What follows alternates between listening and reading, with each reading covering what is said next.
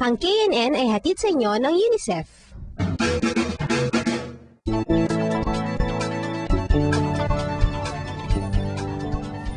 Bahagi na ng buhay ng mga Pinoy ang mga tradisyon. Pero minsan, mapapaisip ka rin kung bakit ginagawa ang ilang mga bagay-bagay tulad ng paghahanda ng pansit kapag kaarawan. Para humaga daw ang buhay. O kaya yung pagpapaputok kapag bagong taon. Para maitaboy daw ang malas. O di naman kaya kung bakit may mga ataol na nakasabit sa mga bundok sa Sagada. Yan mismo ang tanong ni Karen na taga Manila Bureau. Alam mo kasi Atom, dati siyang taga Sagada. Bale, Mountain Province Bureau talaga siya. Pero dahil nag-aaral na siya ngayon dito sa Quezon City, lumipat na siya sa Manila Bureau. Kaya naman pala okay lang sa kanya na bumiyahe ng 12 oras mula Manila, pabalik sa kanyang probinsya sa Sagada at imbestigahan itong mga hanging coffins. Ano kaya ang natuklasan niya? Panoorin natin to.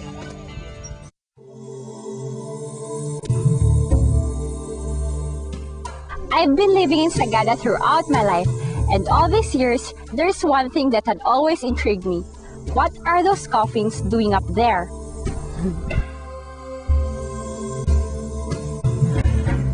Yes, you heard me right.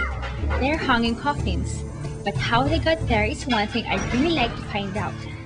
I asked my fellow youth here in Sagada if they know anything about it. According to what I heard, before daw, walang cemetery. So, parang yung pinaka-cemetery ng people before is dun sa mga caves, sa rocks. Dun na nila dinadala yung mga dead. And then, they called it binatbatu. Before, diba, everything was, important, nature, and the caves were something sacred for them.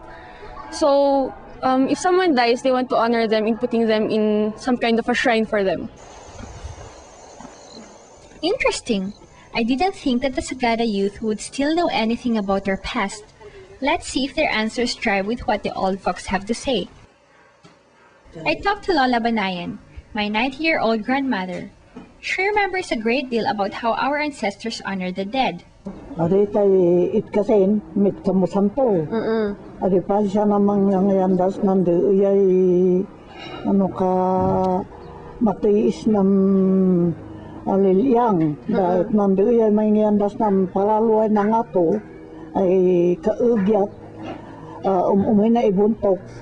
Kung alam ng galot ng natoy. Ano ba siya nando ay mangiguandas ng anitos ng taugyatay na to eh. The Bontoc tribe, who lived in a nearby village, was known to be in constant conflict with the early Sagadans. It is said that they would steal the dead's clothing and other valuables in the coffins. To prevent this from happening, the Sagada villagers thought of putting the coffins in sheer rock faces that are difficult to reach. I urged my grandmother to tell me more about this fascinating custom. In those times, the person who dies, especially if he or she belongs to a prominent family, is given the privilege of a most sacred ritual. Without being embalmed, the dead's still form is made to sit on the sangadil or his death chair. He is clothed in his most elegant outfit, clothes that have been woven with extra care. A wake is held to prepare the dead for his final journey. Elegies are sung or recited. When the burial day comes, the dead is bound in a death blanket, ready for the bearers who will bring him to the burial site. According to my grandmother, the body is passed from one man's shoulder to another like a ball. Each carrier is eager to bear the body for even a few seconds in the hope that a trickle of blood from the corpse would touch their bodies. They believe that the dead's blood will bring them good luck. After an almost chaotic grabbing of the body, the dead is brought to his final resting place. The able-bodied men heave themselves up the precarious rock ledges together with the dead. It is a grueling process where they use only wooden ladders and sturdy ropes to secure themselves. Once they find a crevice where a coffin can be nailed perfectly, they place the body inside the coffin and secure it on the rock face.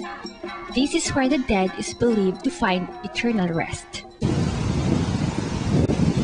Even though I understood why they place the coffins in places that are hard to reach, I still didn't understand why they chose cliffs. The significance of the belief of the religion, the traditional religion which is uneasy. We can believe the spirit will come out of the dead, so we put him in the altar. We put him in the bucket of the faith or I learned from Mr. Daplian that for the people of Sagada, putting the dead up high in the cliffs is a sign of deep respect. In doing so, the dead spirit will be brought closer to their gods. But during the 1900s, when American missionaries introduced Christianity in Sagada, a Christian cemetery was built. Since then, villagers buried their dead in the cemetery and stopped the practice of putting the dead in hanging coffins. I asked my grandmother if she wanted to be buried in the traditional way.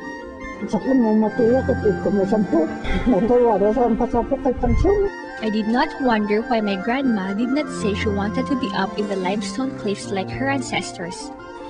Time has indeed changed the way people think about things. But for me, I like the idea of my ancestors being up there in the rocks, near to the gods, near to the skies.